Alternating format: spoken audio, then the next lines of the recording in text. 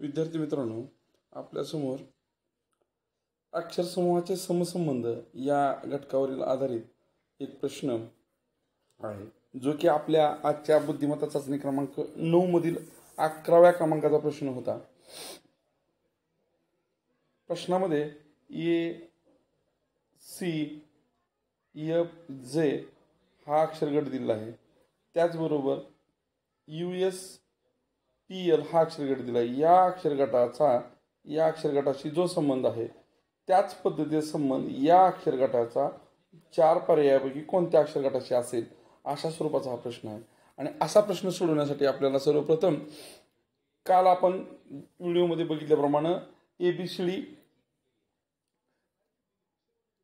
M पर्यंत कशी लिहायची आणि M पासून त्याच्या खाली N लिहून उलट क्रमाने Z पर्यंत कसे लिहायचे आणि त्यांचे नंबर कसे द्यायचे हे पाहणार आहोत। हे अशा पद्धतीने आपल्याला लिहावं लागणार आहे। आणि मग आता आपल्याला आपल्या प्रश्नाचं उत्तर सोडवत असताना असं लक्षात येईल की पहिल्या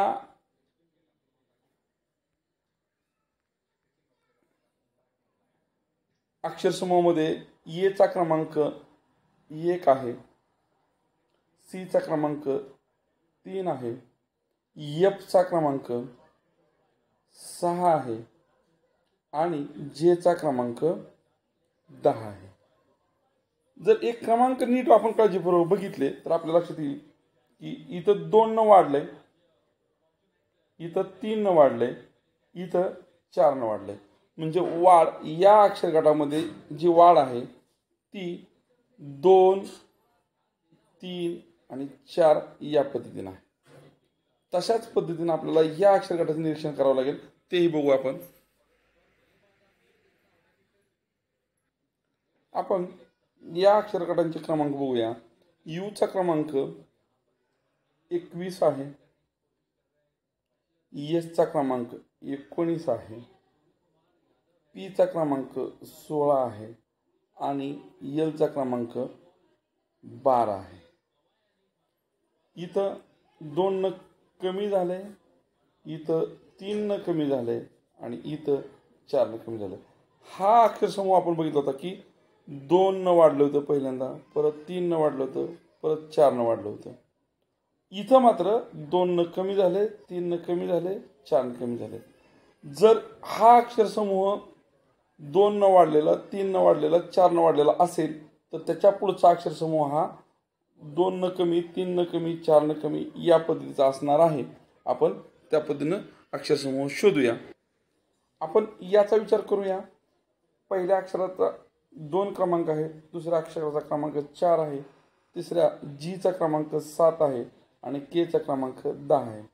इथं वाढ 2 ची आहे, इथं वाढ 3 ची आहे आणि इथं के चा क्रमांक 11 आहे, इथं वाढ 4 ची आहे।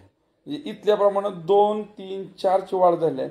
म्हणजे पुढचा अक्षर समूह हा 2 न कमी, 3 न कमी आणि 4 न कमी झालेला असायला पाहिजे।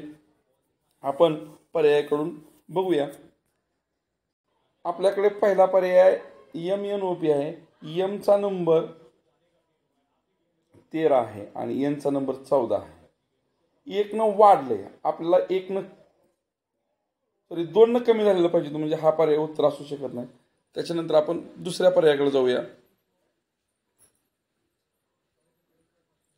दुसऱ्या पर्यायात M चा क्रमांक आपल्याला माहित आहे 13 आहे, परंतु T चा क्रमांक जो आहे तो 20 आहे, म्हणजे वाढले 7 न। हाही पर्याय नाही, आपल्याला 2 न कमी झालेला पर्याय पाहिजे। हाही पर्याय असू शकत नाही, हाही पर्याय असू शकत नाही।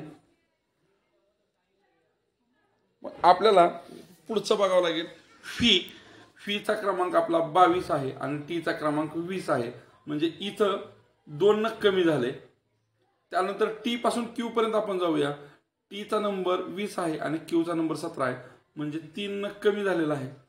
क्यू पासून एम चा नंबर, क्यू चा नंबर 17 आणि एम चा नंबर 13, इथून इकडं 4 न कमी झाले।